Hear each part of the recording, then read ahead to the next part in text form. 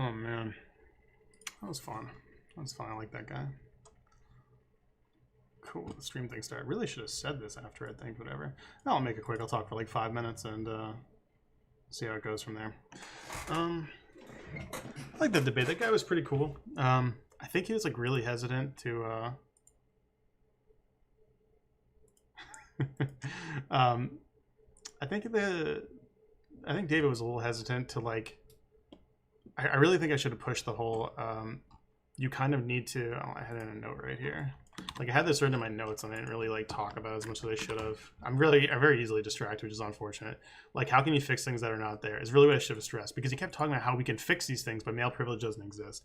And one of the reasons I wanted to take this debate, although it's not a topic that super like interests me, because like I don't know, it's just like I have things that interest me, and like while I care about this from like a we should do this standpoint, I don't like it from a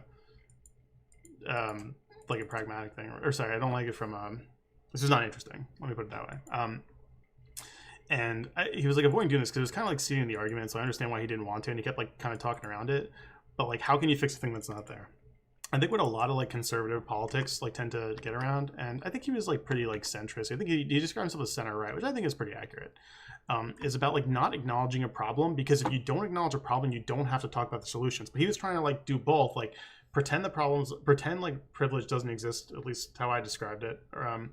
Like I understand that like the feminist or whatever that he's. What I should have done better too. I could have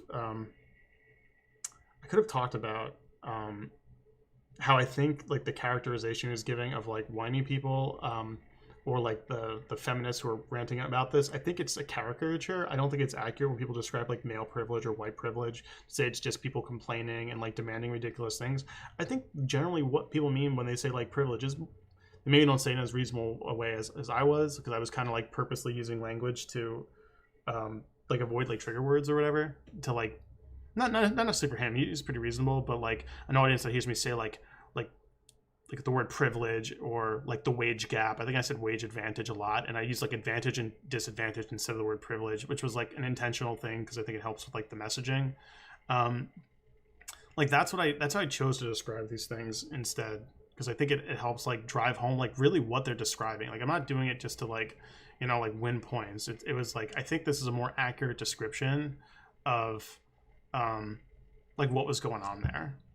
Is probably how I'd put it. Like I think it's a more accurate description of that term, and like it helps people understand it without that initial like aversion. Like he said, like, oh, I get like this feeling in my stomach when I hear it. And it's like, yeah, I get it. Like I used to too. And like once you kind of like understand it from like that like academic level or whatever, or like its actual meaning instead of its like connotative meaning, the way like people talk about it, then like I really don't think it's that controversial. He seemed to more or less agree with me, but like he just didn't want to like call it how it was. And like the way I kind of get this is like a good way to understand this is like when conservatives talk about like climate change, when they deny climate change, the reason they deny climate change is because it like makes you waste time, resources, and energy talking about does climate change exist instead of talking about what do we do to fix climate change, right? It's like a rhetorical posture because we have finite time and people have issues like conceptualizing like how like time as a resource. Like I think particularly like liberals and leftists have like they'll just argue about stupid stuff. Like I love James, but like that whole channel where like let's look at James's channel real quick. It's really great. Like I love James. He's a super nice guy, and I respect like what he does. But like this is actually a good conversation. I think should sex works be destigmatized? But like evolution debate, flat Earth debate. Let's see, flat Earth debate, intelligent design debate. Let's see. Let's find one more to make a point. Creationist genetics debate. Well, there you go. So like, what is that? Like 4 of the past 15 debates were like on these ridiculous topics that don't like advance conversation because they like impair your ability to like talk about actual fucking things. It's just really weird. So like, I think it's a rhetorical point. I don't think a lot of conservatives like people do intentionally, but that is like maybe from like a top down, someone realizes if we just deny that this is a thing, and maybe even at the top level it's more like a self-deception of like denying that climate change is real so oil companies don't have to stop drilling oil, or at least they don't feel bad when they do it, right? Fuck, I'm running out of like, my mouth is so like dry now.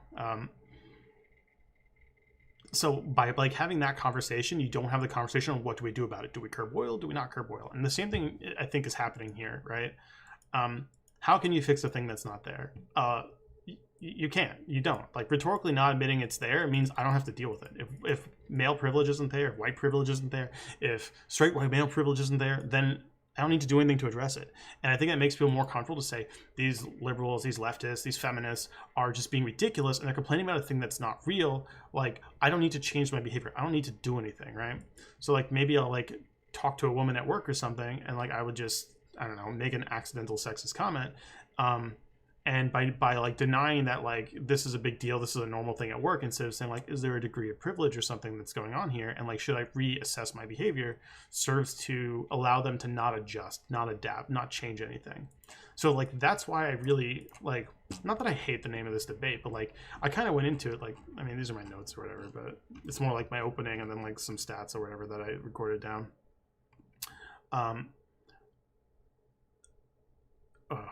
What was I about to say? That I more so like cared about. I just like brain farted like so hard. Yeah, whatever. It just serves as like a rhetorical device that like avoids you having to deal with like, have I been an asshole or have I been doing things wrong? And like I kind of made the point like I don't think people are an asshole for being like acknowledging like privilege or saying like I kind of said there, like, yeah, my parents upper middle class, they paid for my college, they gave me a place to live while I was in college, like they gave me an environment that enabled me to learn. Like all of these things were advantages bestowed upon me that I literally did nothing for.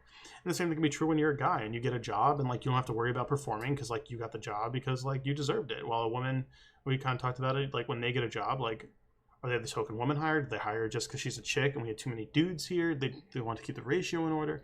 Like all of this can be said, and like that's like a stigma that's not associated with it. But I really should have pounded on this one more. I really should have talked about how you can fix a thing that's not there, because he was trying to play both sides of that defense or both sides of that argument, and I really don't think you can. Just because like you literally like, how can I convince you? Because he was talking about like why do these things exist, and I kept trying to mention it like a few times, like when we talk about why these things don't exist, like or why these things are how they are, you're admitting the privilege.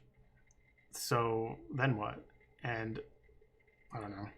I kind of was just joking with him at the end of that though, but I don't know, it was a good time. David was a nice dude. I look forward to the next opportunity. James is awesome for hosting like a 2 subscriber nobody like myself, and man, I appreciate it. It was a good time. Got no viewers, so I'm gonna go ahead and end this now. Really should have plugged the stream at the end. That was a silly goose move.